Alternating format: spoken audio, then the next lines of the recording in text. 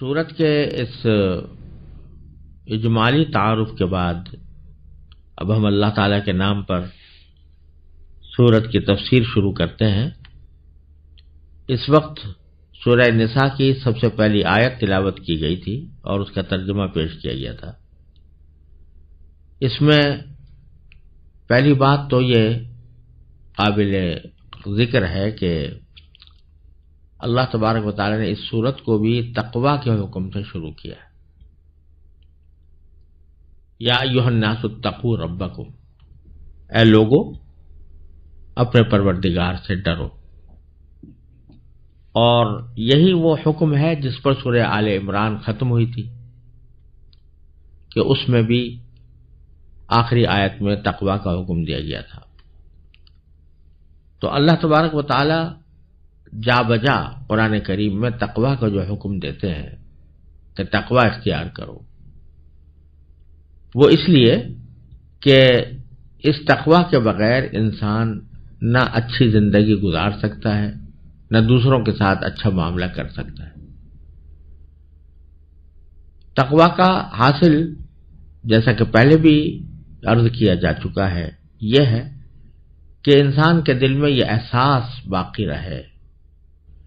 کہ میں ایک دن اپنے اللہ کے سامنے پیش ہونے والا ہوں اور وہاں مجھے اپنے ایسے قول و فعل کی جواب دہی کرنی ہوگی۔ اور جو لوگ کہ آخرت پر ایمان رکھتے ہیں جیسا کہ مسلمان، ان کے ہاں تو یہ بات بالکل واضح ہے کہ ہر عمل، ہر قول کا جواب دینا پڑے گا، اس کے بارے میں سوال ہوگا، اور اگر جواب صحیح دیا تو ٹھیک، ورنہ پھر سزا کا سامنا کرنا پڑے گا۔ اور جو دوسرے بعض مشرکین ہیں جن کے ہاں آخرت کا تصور نہیں ہے، ان کے ہاں دنیا ہی کے اندر وہ سمجھتے ہیں کہ اگر اللہ تعالیٰ ناراض ہو جائے تو دنیا ہی کے اندر ہمیں مصیبتوں کا سامنا کرنا پڑ سکتا ہے وغیرہ۔ لہذا تقوی کا حکم دے کر در حقیقت یہ تاکید فرمائی گئی ہے کہ اپنے ہر قول و فعل کو اللہ تبارک و تعالیٰ کی رضا اور خوشنودی کے مطابق بناؤ۔ اس آیت کریمہ میں خاص طور پر دوسری بات قابل غور یہ ہے کہ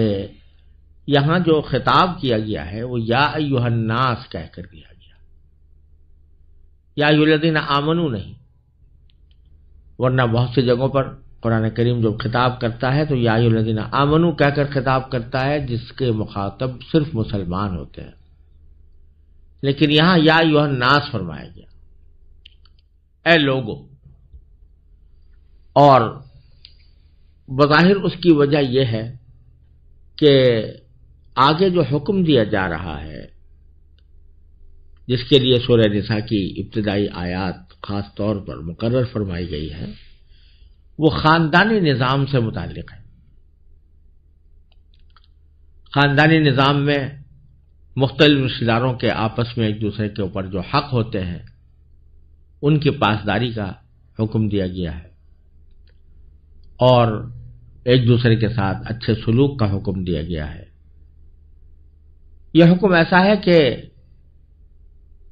انسانیت کی فلاح و بہبود کے لیے ضروری ہے، ساری انسانیت کی۔ اگر خاندانی نظام درست ہے، رشتہ داروں کے تعلقات اچھے ہیں، تو ایک اچھے معاشرے کی بنیاد پڑ جاتی ہے، اور اگر خدا نہ کرے رشتہ داروں کے تعلقات خراب ہیں، ان کے درمیان تعلقات اچھے نہیں ہیں، تو پھر پورے معاشرے کے اوپر اس کے برے اثرات مرتب ہوتے ہیں۔ تو اس لیے یہاں پر خطاب صرف مسلمانوں سے نہیں بلکہ عام انسانوں سے کیا گیا ہے کہ تم اگر بھلا چاہتے ہو کہ کم از کم اپنی زندگی، دنیاوی زندگی کے معاشرتی حالات کو درست کرو، تو پھر اللہ سے ڈرو اور اللہ سے ڈرتے ہوئے ان احکام پر عمل کرو۔ پھر اس میں ایک اور نکتہ یہ بھی ہے کہ آگے جو فرمایا گیا کہ تم ڈرو اپنے پروردگار سے، اس کے بارے میں فرمایا الذی خلقکم من نفس واحدہ، وہ پروردگار جس نے تم کو ایک ہی جان سے پیدا کیا، اور ایک ہی جان سے مراد ہے حضرت آدم علیہ السلام، کہ سب سے پہلے اللہ تعالیٰ نے حضرت آدم علیہ السلام کو پیدا کیا تھا، بعد میں پھر انہی سے ساری دنیا کی نسل چلی۔ تو اشارہ اس کی طرف ہو رہا ہے کہ ہم نے ایک جان سے پیدا کیا تھا، وَخَلَقَ مِنْهَا زَوْجَهَا، اور اسی جان سے ہم نے ان کی بیوی بھی پیدا کی یعنی حضرت حوا، وَبَثَّ مِنْهُمَا رِجَالًا كَثِيرًا وَالنِّسَاءَ، اور ان دونوں سے ہم نے بہت سے مرد اور عورتیں دنیا میں پھیلا دی۔ تو اشارہ اس بات کی طرف فرمایا جا رہا ہے کہ اگر غور سے دیکھا جائے تو تمام انسان آپس میں رشتہ دار ہیں، کیونکہ سب کا باپ ایک، آخر میں جا کر سب کا باپ ایک ہے، سب کی ماں ایک ہے۔ حضرت آدم علیہ السلام سب کے جد امجد ہے، حضرت حوا سب کی جد شریفہ ہے۔ تو اس لحاظ سے جب سب ایک ہی دادا اور دادی کی اولاد ہیں تو رشتے تو سب میں موجود ہیں، اور جب رشتے موجود ہیں تو پھر ان کو چاہیے کہ آپس میں ان رشتہ داریوں کا خیال کرتے ہوئے ایک دوسرے کے حقوق کا پاس کریں اور ایک دوسرے کا خیال رکھیں، ایک دوسرے کے ساتھ حسن سلوک کریں۔ اس لیے اللہ تبارک و تعالیٰ نے تمام انسانوں کو خطاب کیا، اے تمام انسانوں اس پروردگار سے ڈرو کہ جس نے تمہیں ایک ہی جان سے پیدا کیا اور اسی سے اس کی بیوی پیدا کی، انہی دونوں سے ساری انسانیت کو دنیا میں پھیلا دیا۔ تو اب تمہارے آپس میں تعلقات ہونے چاہیے اور تعلقات اچھے ہونے چاہیے، کیونکہ تم سب بالآخر ایک ہی باپ اور ماں کی اولاد ہو۔ آگے فرمایا واتقوا اللہ الذی تساءلون بہ، اس اللہ سے ڈرو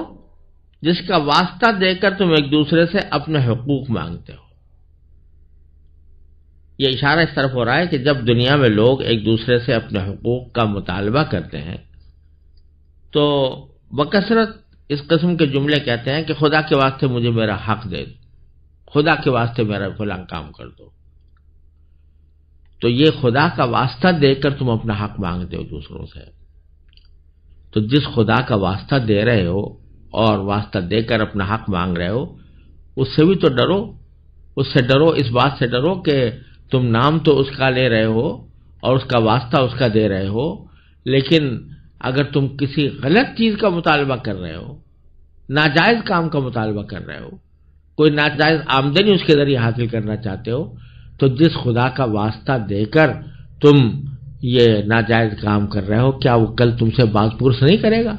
کہ میرا نام تم نے لیا تھا اور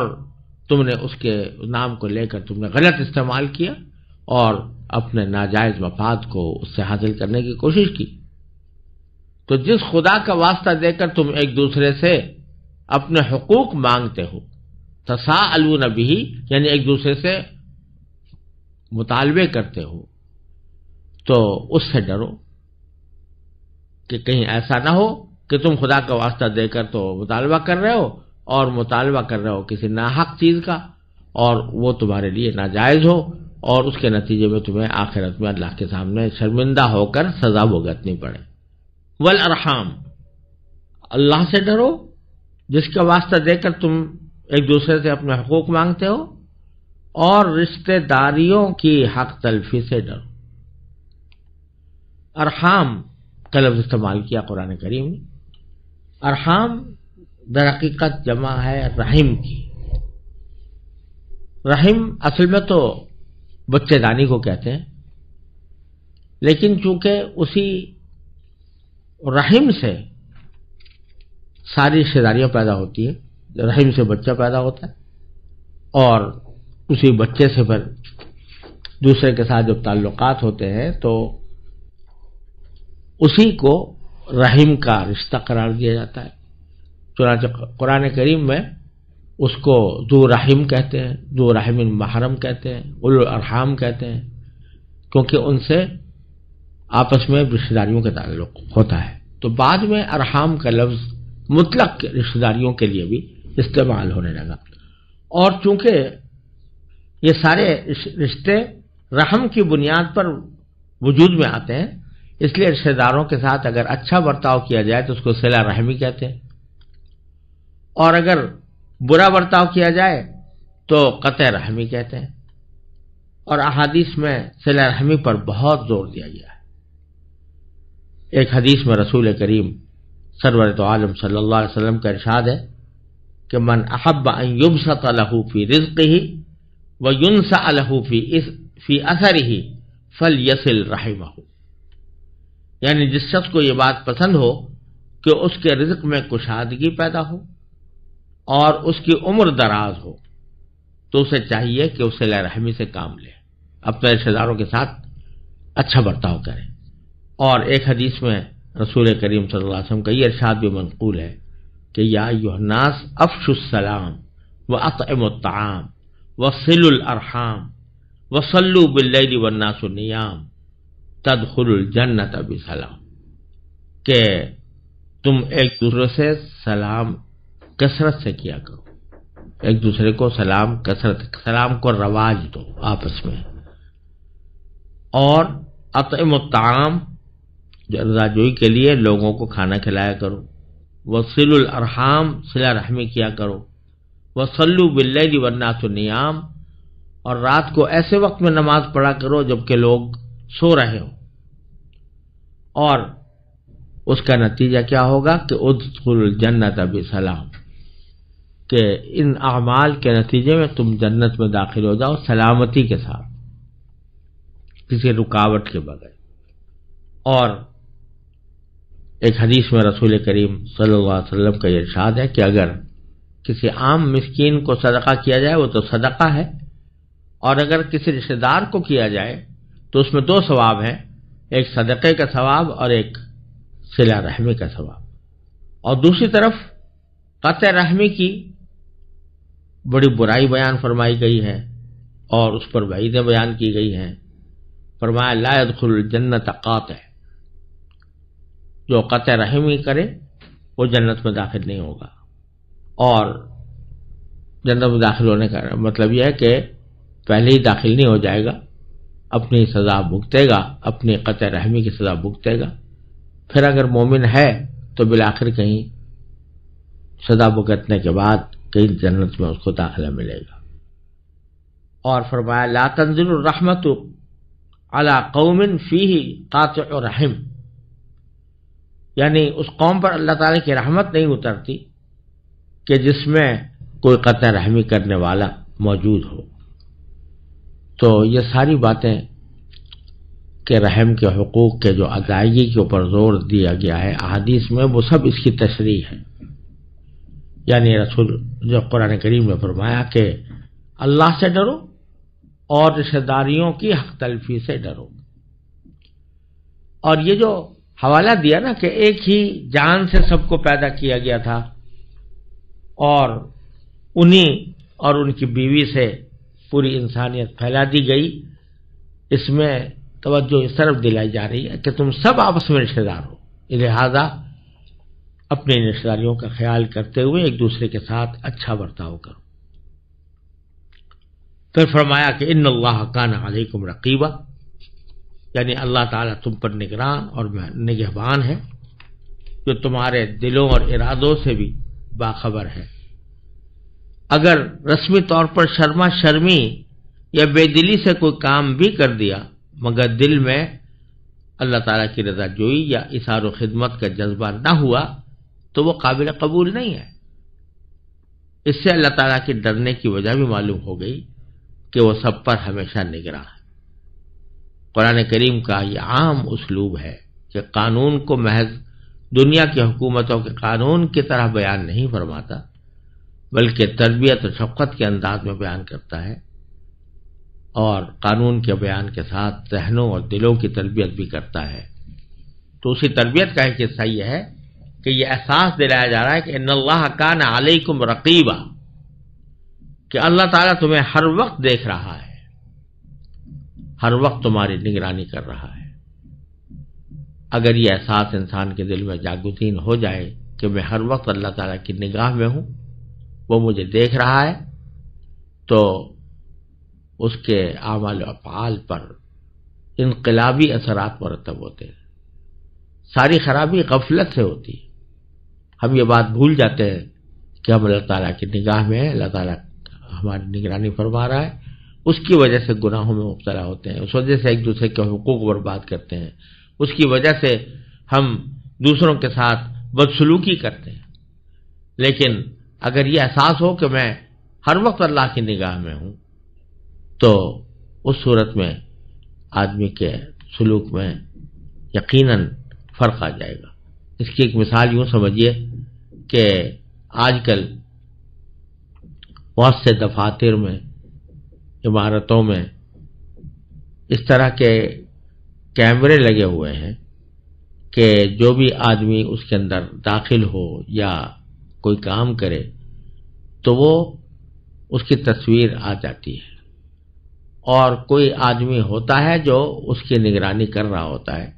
کہ کون کس طرح داخل ہوا، کس طرح اس نے اپنا کام انجام دیا، اور یہ چیزیں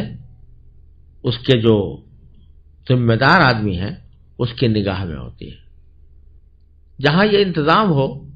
وہاں انسانوں کے طرز عمل میں بڑا فرق آ جاتا ہے۔ جہاں یہ انتظام نہیں ہے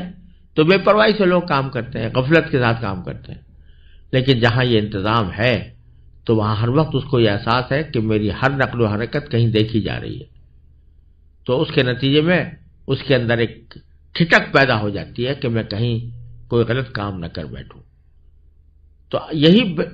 بیان ہی یہ بات اگر ہمارے دلوں میں اللہ تعالیٰ کے ساتھ پیدا ہو جائے کہ ان اللہ کان علیکم رقیبا، اللہ تبارک و تعالیٰ ہر وقت میرے ہر عمل کو دیکھ رہے ہیں، ہر بات کو دیکھ رہے ہیں، تو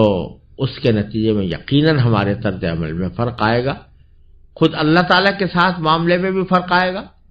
اور بندوں کے ساتھ جو ہم معاملات کر رہے ہیں ان کے اندر بھی فرق آئے گا کہ کسی کی حق تلفی کی ہمیں جرأت نہیں۔